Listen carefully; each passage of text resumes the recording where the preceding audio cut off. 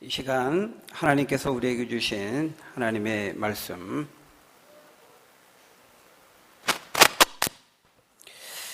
누가복음 20장 우리 9절에서 18절 말씀, 신약성경 130쪽입니다. 우리 한 절씩 교독하겠습니다. 누가복음 20장 9절부터 18절 말씀, 제가 9절을 읽습니다. 그가 또 이 비유로 백성에게 말씀하시기 시작하시니라. 한 사람이 포도원을 만들어 농부들에게 새로 주고 타국에 가서 오래 있다가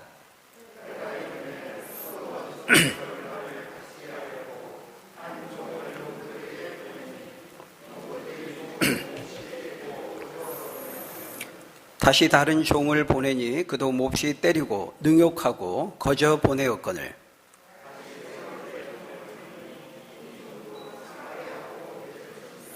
포도원 주인이 이르되 어찌할까 내 사랑하는 아들을 보내리니 그들이 혹 그는 존대하리라 하였더니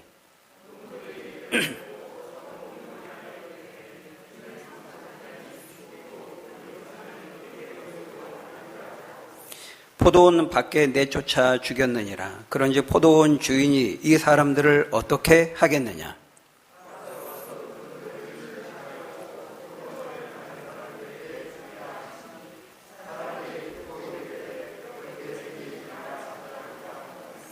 그들을 보시며 이르시되 그러면 기록된 바 건축자들의 버린 돌이 모퉁이의 머릿돌이 되었느니라 함이 어찌미냐? 이 돌이 사람 위에 떨어지면 그를 가루로 만들어 흩으리라 하시니라. 아멘. 여러분, 어떤 사람이 가장 악한 사람일까요? 우리가 악한 사람, 나쁜 사람 하면 믿었던 사람을 배신하고 속이고 사기치는 사람들을 우리가 떠올릴 수 있습니다. 또는 보험금을 노리고 가족을 살해하는 사람들, 아이를 유괴하거나 성폭행을 하고 시신을 훼손하고 유괴한 사람들, 또는 우리 정인이 사건과 같이 유아를 폭행하고 죽였다든지 묻지마 살인을 한다든지 연쇄 살인범들 등등 우리가 나쁜 사람, 악한 사람 하면 이런 잔악한 행동을, 잔악한 범죄를 저지르는 사람들을 떠올리기가 쉽습니다. 물론 그들도 악한 사람임에 틀림이 없습니다. 그런데 성경에 의하면은 예수님을 믿지 않고 하나님을 거부한 것이야말로 우리 인간이 행하는 가장 악한 행동이라고 성경은 우리에게 말씀합니다. 왜냐하면 그것이야말로 모든 행동들의 뿌리가 되고 그 모든 악한 행동은 바로 거기서부터 시작이 되기 때문입니다. 성경은 이것을 이제 원죄라고 말합니다. 근원적인 죄, 하나님을 싫어하는 죄죠. 그 마음에 하나님 두기를 싫어하는 죄입니다.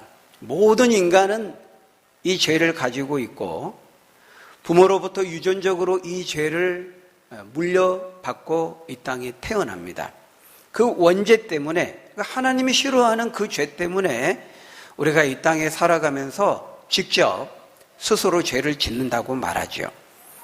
직접 짓는 죄, 우리가 자범죄 이렇게 말하는데, 예를 들면 거짓말하고 미워하고 증오하고 질투하고 살인하고 도둑질하고 간음하고 이런 것들이 자범죄인 것입니다. 근데 이게 바로 하나님을 싫어하는 그 모든 것에서, 하나님을 싫어하는 것에서 나온다. 성경은 우리에게 그렇게 말씀합니다. 우리는 매일매일 잊어버릴만 하면 뉴스를 통해서 쏟아져 나오는 좀 전에 언급한 그런 잔악한 사건들 때문에 마음이 심란하게 되고 뒤집힐 때가 많이 있습니다. 그런 보도를 보면 정말 어떻게 인간이 짐승보다도 못한 그런 잔악한 범죄를 저지를 수 있는지 새삼 놀라게 되고 인간의 그 사악하고 완악한 본성에 우리가 놀라게 되는 것이죠. 그러나 성경에 의하면은 예수님을 믿지 않고 하나님을 거부하는 것이야말로 인간의 사악함과 악랄함을 선명하게 보여주는 것은 없다고 말씀하는 것입니다. 예수님은 오늘 본문을 통해서 그것을 악한 농부들의 비유를 통해 우리에게 말씀하고 있습니다.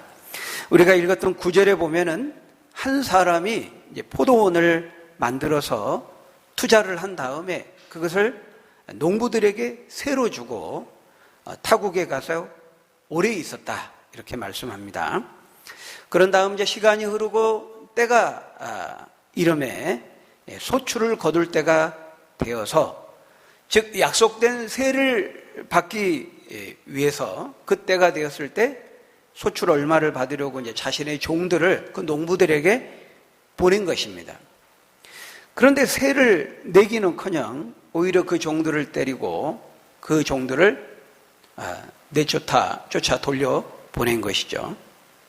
오늘 본문을 보면은 이 포도원 주인의 정당한 요구와 농부들의 뻔뻔하고도 후한무치한 모습이 대조되고 있습니다. 주인은 모든 투자를 아끼지 않고 시설과 설비를 투자해서 포도원을 만들었습니다. 그리고 상당한 기간 동안 계약된 대로, 약속한 대로 농부들에게 위임해주고 떠났습니다. 간섭하지 않았습니다. 그만큼 이제 믿고 맡기고 위임한 것이죠. 사사건건 사장이 간섭하고 잔소리하는 곳에서 일하는 것만큼 스트레스 받는 일은 없을 것입니다. 근데 이 주인은 그렇게 하지 않았습니다. 여러 곳에서 이 주인이 참으로 관대한 주인이라는 거 오늘 본문은 우리에게 보여주고 있습니다. 먼저는 전적으로 위임했습니다. 위임하고 다 맡기고 신뢰하고 이제 맡긴 것이죠. 그리고 이제 합리적으로 아주 정당한 계약의 조건을 주인이 충실하게 이행했습니다. 거기 10절에 보면 이 주인은 소출을 거둘 때가 이르렀고 따라서 그 농부들과 정식으로 합의하고 계약한 그 약속한 만큼의 소출을 받으려고 이제 종을 보냈던 것입니다. 지극히 당연한 요구요, 권리였던 것이죠. 그러니까 오늘날에는 이제 계좌이체로 하면 이제 종이 갈 필요가 없죠. 그냥 보내주면 되니까. 근데 이 당시에는 그런 게 없었기 때문에 직접 종을 보내가지고 이제 그 약속된 세를 이제 받아오려고 한 것입니다. 그러니까 임차인은 이제 매달 며칠에 그러니까 임대료를 얼마 지급한다. 우리가 계약서가 있지 않습니까? 그러면은 뭐 집이든 상가든 약속된 그 임대료를 그 주인에게 마땅히 지불해야 되는 것입니다. 그리고 주인은 그것을 마땅히 요구할 권리가 있는 것이죠. 근데 이 임차인이 정당하게 임대료를 요구하는 집 주인을 아니 몽둥이를 가지고 막 때리고 죽여버린다면 여러분 어떻게 했습니까? 이거는 완전히 적반하장이죠. 후한무치한 도저히 있을 수 없는 어처구니 없는 범죄 행위가 아닐 수 없는 것입니다. 그러니까 누구든 이 살인자를 향해서 악하다고 말하지 않을 수 없겠죠. 바로 이 농부가 그렇게 한 것입니다. 여러분 오늘 이 비유의 본문을 통해서 예수님이 우리에게 말씀하고자 하시는 것이 뭘까요? 바로 우리 인간들이 우리들이 이 주인 되신 하나님을 향해서 이렇게 하고 있다는 겁니다. 주인을 향한 인간의 태도와 하나님을 대하는 인간의 모습이 얼마나 악한지를 우리에게 보여주고 있는 거예요. 여러분 여기서 이 포도원 주인은 누구를 가리킬까요? 하나님을 가리킵니다. 그리고 이 악한 농부들은 누구를 가리킵니까? 그 당시 예수님을 거부했던 믿지 않은 모든 유대인들을 가리킵니다. 특별히 더 직접적으로는 바로 앞에 나왔던 대제사장들, 서기관들, 바리새인들을 비롯한 유대 종교 지도자들입니다. 나아가서 오늘날 현대인들 가운데 여전히 예수님을 믿지 않고 거부하는 그 모든 사람들이 여기에 이 악한 농부에 해당이 되는 것입니다. 이 비유에 나오는 농부들이 이 포도원 주인의 정당한 요구와 정당한 말을 듣지 않은 것처럼 수많은 유대인들, 바리새인들, 서기관들, 대제사장을 비롯한 종교 지도자들은 하나님의 계속된 경고의 말씀을 듣지 않았습니다. 여기 이 비유에 보면 포도원 주인이 농부들에게 소출을 받기 위해서 자기 종들을 보냈다 말씀하는데, 이 종들은 누구를 가리킬까요? 구약의 많은 선지자들을 가리킵니다. 하나님은 많은 선지자들을 보내서 무수하게 보내셔서 하나님의 말씀과 뜻을 전하셨습니다. 모세를 보내시고 사무엘을 보내시고 이사야, 에레미야 선지자를 보내시고 호세아, 아모스 선지자를 보내셨습니다. 그리고 그들에게 하나님의 말씀을 주셔서 전하라고 하신 것이죠. 하나님의 뜻과 말씀을 전하게 하신 것입니다. 지금도 하나님은 이런저런 경로를 통해서 끊임없이 우리들에게 당신의 종들을 보내고 계십니다. 하나님의 말씀을 맡겨서 그 말씀을 전하도록 당신의 종들을 보내시죠. 현대인들은 여전히 듣고 있지 않는 것이죠. 이 악한 농부들처럼. 바로 이 하나님은 이런 하나님의 사람들과 선지자들을 때마다 시마다 이스라엘 백성들 가운데 보내셨습니다. 그리고 당신의 말씀과 뜻을 전하게 하셨죠. 앞에 있는 선지자를 통해 전한 말씀을 뒤에 있는 선지자를 보내가지고 다시 생각나게 하시고 상기시키고 깨닫게 하셨습니다. 근데 이스라엘 백성들은 들었습니까? 안 들었습니까?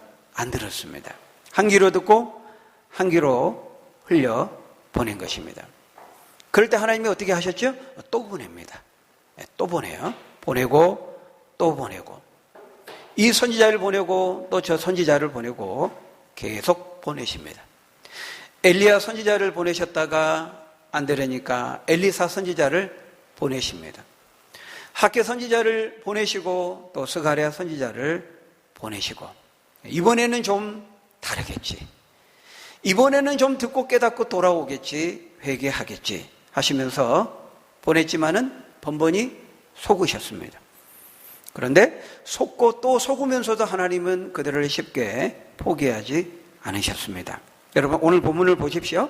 10절에서 한 종을 보내죠. 근데 어떻게 되었습니까? 그 악한 농부들이 몹시 때리고 거저 보냅니다. 이 주인이 얼마나 황당하겠어요. 어의를 상실했을 것입니다. 그런데 그 황당한 마음을 가라앉히고 11절에 다시 다른 종을 보냅니다. 그랬더니 또 몹시 때리고 이번에는 아예 능욕하기까지 하면서 거저 돌려보냅니다. 완전히 적반하장이죠. 점점 더 살기 어린 반응으로 막 나가고 있어요. 여러분이 만일 주인이라면 어떻게 하겠습니까? 이들을 가만둘 수가 없는 거죠. 근데 놀랍게도 이 주인은 다시 마음을 진정하고 세 번째 종을 보냅니다. 결과는 마찬가지였습니다. 아니 어찌 이들이 이럴 수 있다는 말인가? 무려 3번을 보냈지만 결과는 동일했습니다. 상황은 전혀 달라지지 않았습니다. 호전되기보다는 오히려 더 악화되었습니다. 그래서 마침내 이번엔 누구를 보내게 됩니까? 주인은 크게 고심한 끝에 13절에 보니까 자기 아들을 보내기로 결심합니다. 포도원 주인이 이르되 어찌할까? 고심하는 거죠. 내 사랑은 아들을 보내리니 그들이 혹 그는 존대하리라 하였더니, 이제 마지막으로 이제 아들을 보낸 것입니다. 여러분 이걸 보면은 하나님이 정말 얼마나 자비로우신 분인가 우리가 다시 한번 깨닫게 됩니다. 정말 하나님이 반복해서 참으시고 인내하시면서 기다리고 계세요. 저는 고등학교 2학년 때 처음 교회를 나가게 되고 예수를 믿게 되었는데요. 그러기까지 고등학교 1학년 때 만난 짝꿍 친구가 저를 2년여 동안 포기하지 않고 전도를 했습니다. 제가 얼마나 깐죽거리면서 뭐 비판하고 핑계를 대고 그랬는지 모릅니다. 근데도 하나님이 참아주셨어요. 저의 경우는 한 2년 이제 참아주신 거고요. 근데 어떤 사람들은 5년을 참아주시기도 하고 10년을 참아주시기도 하고 20년, 30년, 50년을 참아주시기도 합니다. 여러분, 오늘 본문을 통해 우리는 오래 참으시고 기다려주시는 하나님 아버지의 사랑을 볼 수 있어야 하겠습니다. 하나님은 기다리시고 참으시는데요, 우리는 거짓말을 얼마나 잘하는지 모릅니다. 하나님 요번만 봐주시면 제가 잘하겠습니다. 요번만 용서해 주시면 제가 안 그러겠습니다. 요번 것만 잘 되게 해주시면 제가 정말 신앙생활을 똑바로 하겠습니다. 제 온 생애를 바치겠습니다. 그렇지만 번번이 하나님을 속일 때가 많습니다. 그럼에도 불구하고 하나님은 한 번 더 기다려주시고 한 번 더 기회를 주시는 거죠. 속는 셈 치고 사랑으로 기다려주시는 겁니다. 그런데도 이 농부들이 주인의 아들마저도 결국 어떻게 합니까? 거기 14절, 15절 보니까 농부들이 그를 보고 서로 의논하여 이르되 이는 상속자니 죽이고 그 유산을 우리의 것으로 만들자 하고 포도원 밖에 내쫓아 죽였느니라. 네. 그러니까 주인의 아들을 보냈다면, 염치가 있다면 3번씩 거절하고 말도 안 되는 이유로 그냥 죄송합니다, 다음에 조금만 더 기간을 연장해 주세요, 드리겠습니다, 이게 아니고 종들을 막 두드러 패고 이런 거잖아요. 3번 말도 안 되는 짓을 한 다음에 이제 아들이 온 겁니다. 포도원 주인의 아들이. 그러면 얼마나 송구합니까? 얼마나 미안합니까? 더 선대해야 합당할 텐데 아예 그 아들을 죽여버린 겁니다. 이 아들만 죽이면은 이 포도원을 우리가 가로챌 수 있다, 작당을 한 거죠. 이 얼마나 뻔뻔하고 사악합니까? 거기 보면은 서로 의논했다 이렇게 말합니다. 그러니까 즉흥적으로 우발적으로 살인을 한 것이 아닙니다. 모의하고 계획한 거죠. 우리가 지지난주에 살펴봤죠. 누가복음 19장 47절에 보면 대제사장들과 서기관과 백성의 지도자들이 그를 죽이려고 음모를 꾸미고 꾀했다 이렇게 말하고 있습니다. 충분히 고의적으로 작당하고 음모를 꾸미고 모의한 것입니다. 자신들의 기득권을 지키고 사리사욕을 위해서 계획적으로 범죄를 도모한 것이죠. 얼마나 사악합니까? 여러분, 바로 이것이 우리 인간들의 그 완악한 죄된 본성이라는 것입니다. 그것을 우리에게 보여주고 있어요. 여러분, 이 주인의 아들이 누구를 가리킬까요? 우리는 알고 있습니다. 하나님의 아들이신 예수님을 가리키는 것입니다. 예수님께서 이제 장차 며칠 후면 자신이 십자가에서 돌아가시게 될 터인데 바로 자신의 죽음을 그렇게 예표하시고 있는 것입니다. 여러분, 아들이 왔다, 아들을 보냈다, 언젠가도 말씀드렸습니다마는 하나님의 아들이신 예수님이 이 땅에 오셨다는 것은, 그 아들을 보내셨다는 것은 이거는 하나님의 사랑의 마침표인 것입니다. 요한일서 4장 9절에 보면은 이렇게 말씀합니다. 우리 같이 읽어볼까요? 시작. 하나님의 사랑이 우리에게 이렇게 나타난 바 되었으니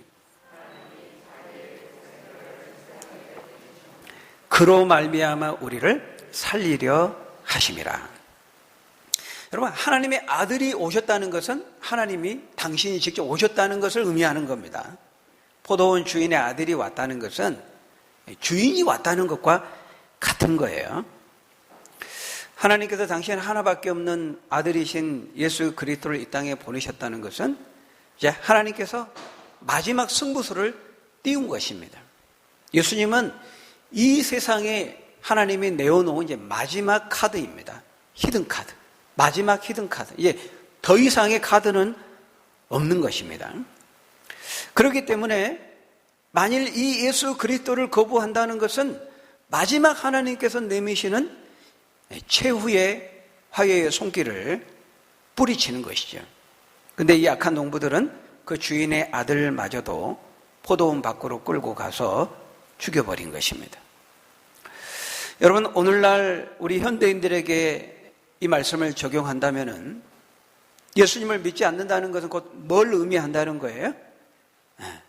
그것은 하나님께서 그 아들을 보내셔서 십자가에 죽게 하심으로 마련하신 하나님의 마지막 최후의 그 화해의 제스처를 무시한 것이 되는 것입니다. 마지막 남은 그 구원의 기회조차도 이제 거부한 것입니다. 발로 차버린 것입니다.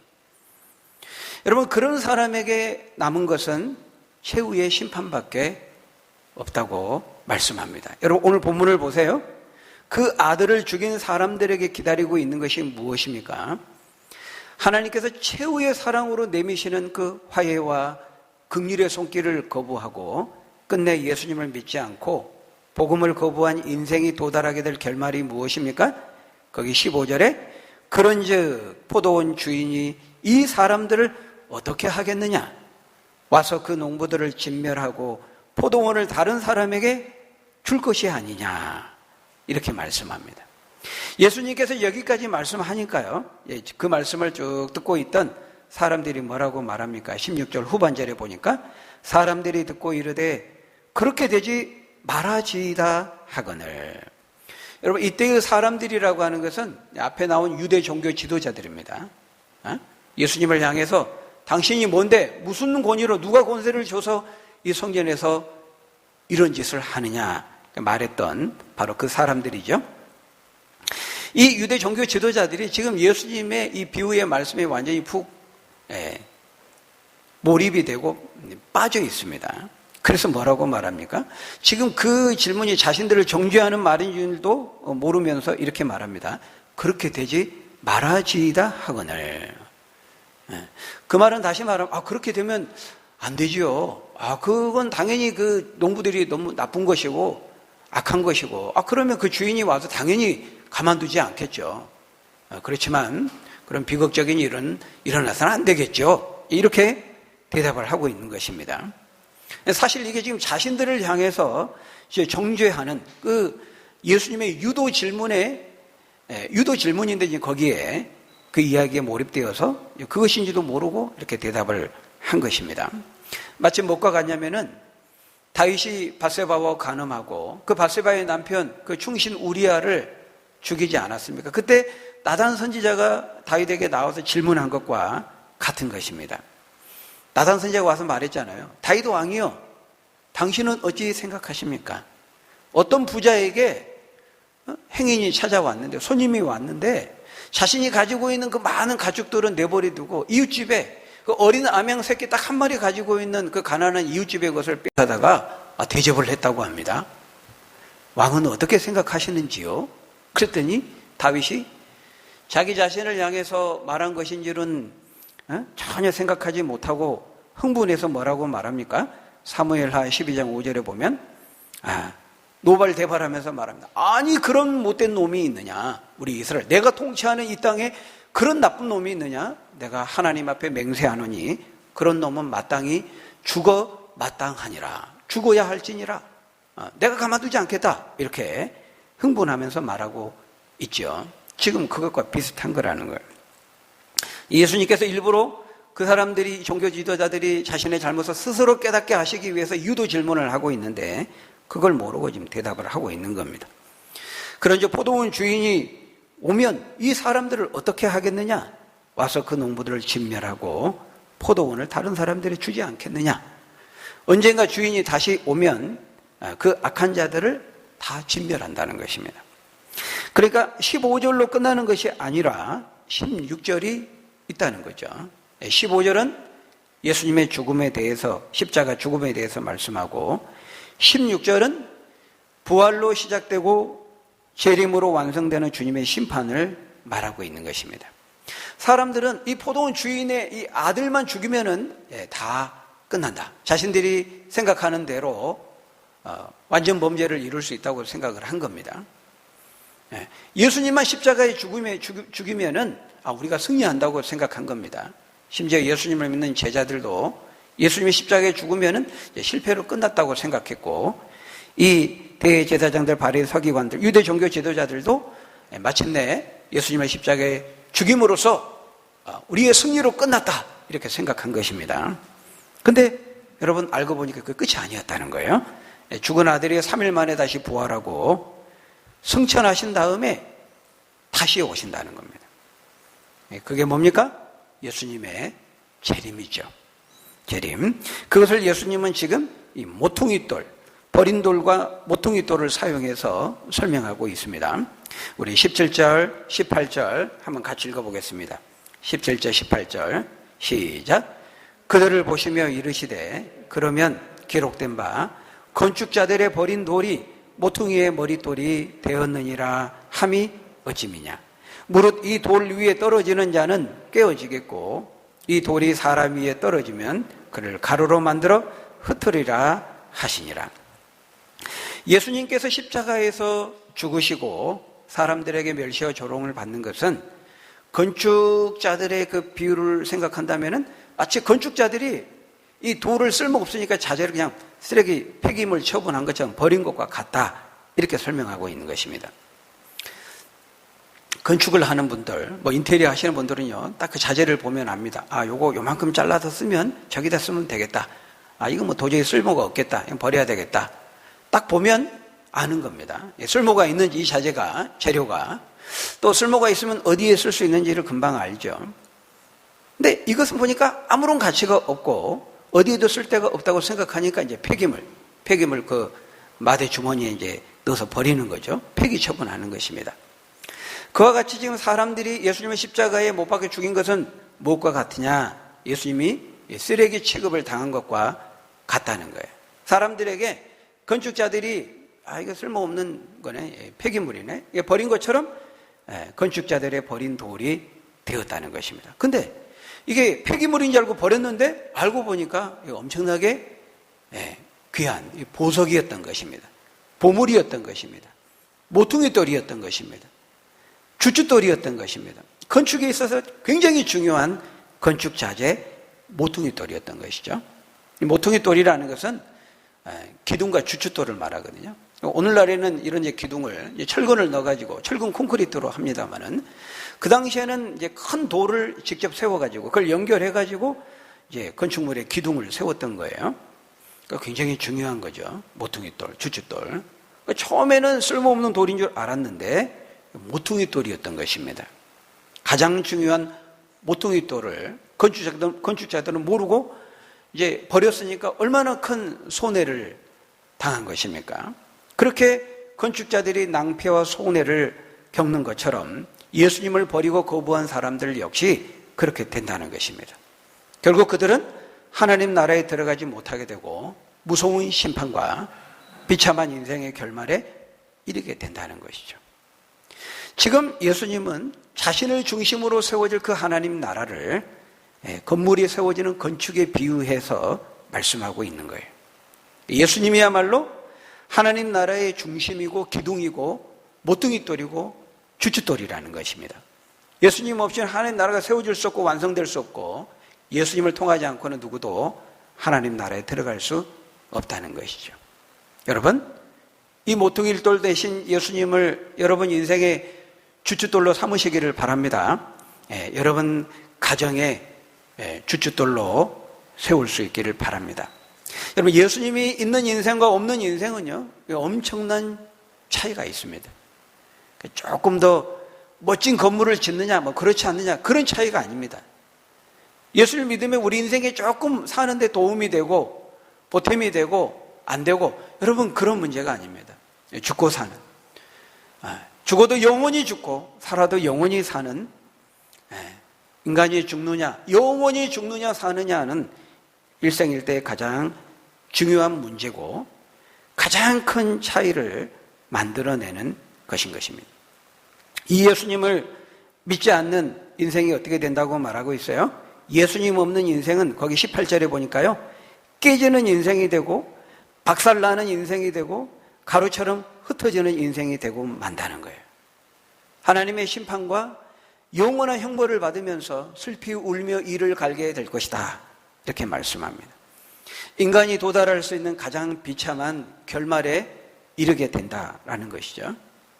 여러분, 이 주님의 말씀을, 이 경고의 말씀을 귀담아 들어야 됩니다. 아직은 기회가 있습니다. 지금은 기회가 있습니다. 아들이 다시 오기까지는 아직 시간이 있습니다.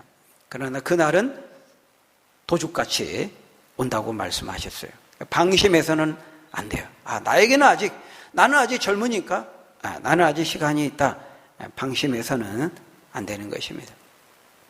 하나님은 오늘 본문에 나오는 주인처럼 끊임없이 기다리면서 이런저런 방식으로 많이 하나님의 종들을, 당신의 종들을, 사람들을 우리에게 보내셔서 하나님의 말씀을 듣게 하셨어요. 하나님의 말씀을 전해 듣게 하셨다는 거예요. 지금도 어떤 점에서 그런 시간이라고 말할 수 있는 것입니다. 오래 참으시면서 기다려 주신 거죠. 그렇지만 무한히 참는다고는 말씀하지 않습니다. 여러분, 하나님을 믿지 않고 하나님의 말씀을 따르지 않는 것은 인간이 행하는 가장 악한 행위라고 성경은 말씀하고 있어요. 여러분, 이 포도원 주인이 요구하는 것은요, 지극히 정당한 것이었어요. 자신이 다 투자했고, 자신이 다 설비했고, 포도원을 다 만들어가지고 아무것도 투자하지 않은 이 농부들이 와가지고 소작농을 한 겁니다.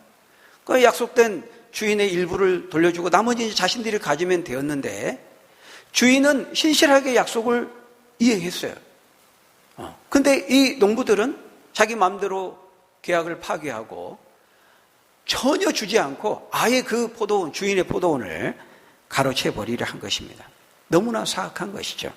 여러분, 바로 이것이 하나님을 향한 인간의 태도라는 거예요.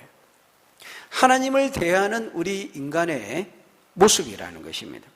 우리가 하나님의 말씀에 순종하고 하나님을 믿고 섬겨야 되는 것은요, 하나님의 지극히 당연한 요구요, 권리입니다. 왜냐하면 하나님이 이 세상의 모든 것을 창조하시고 지으신 분이거든요. 우리를 만드신 분입니다. 이 세상의 모든 소유권은 하나님께 있습니다. 마땅히 우리는 하나님을 주인으로 인정하고 주인으로 섬겨야 되는, 그건 당연히 하나님 우리에게 요구할 수 있는 권리인 것이죠. 왜? 하나님이 주인이시니까. 네. 그래서 이것을 하나님 당연히 요구할 수가 있는 거예요. 근데 이 농부들은 마땅한 주인의 권리를 거부한 것입니다. 뿐만 아니라 우리 하나님은 이 세상을 창조하셨을 뿐만 아니라 구원자로서 하나밖에 없는 아들을 희생시키면서까지 우리를 사랑하셨잖아요. 그럼에도 불구하고 우리는 이 하나님을 어떻게 대하고 있는지 오늘 본문을 통해서 예수님이 우리에게 질문하고 있는 겁니다. 바라기는 저와 여러분들이 참 우리 인간이 얼마나 참 악한 자인지 우리가 다시 한번 오늘 본문을 통해서 우리가 생각하게 돼요. 정말 자격 없이 악한 우리들을 향해서 끊임없이 참으시고 기다려주신 하나님의 그 은혜와 사랑을 은혜로 알고 사랑으로 알고 감사하면서 그 모퉁이돌 대신 예수님을 내 인생의 주춧돌로 삼고 그 위에 인생을 세우고 우리의 가정을 세우는 저와 여러분들이 다 되시기를 예수님의 이름으로 간절히 축원합니다. 우리 기도하겠습니다. 아버지 하나님, 참 자격 없는 저희들을 오래 참으시고 기다려 주셔서 이런저런 경로를 통해서 또 우리 주변에 많은 사람들을 보내셔서 이런저런 방법을 통해서 끊임없이 우리에게 말씀하시고 돌이키라고 돌아오라고 내 말을 들으라고 나를 믿으라고 주님 우리에게 말씀해 주셨습니다.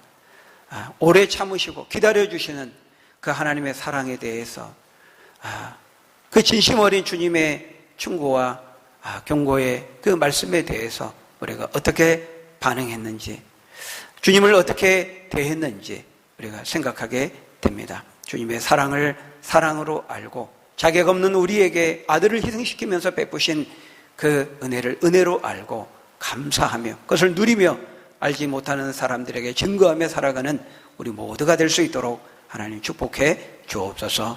예수님 이름으로 기도하옵나이다. 아멘.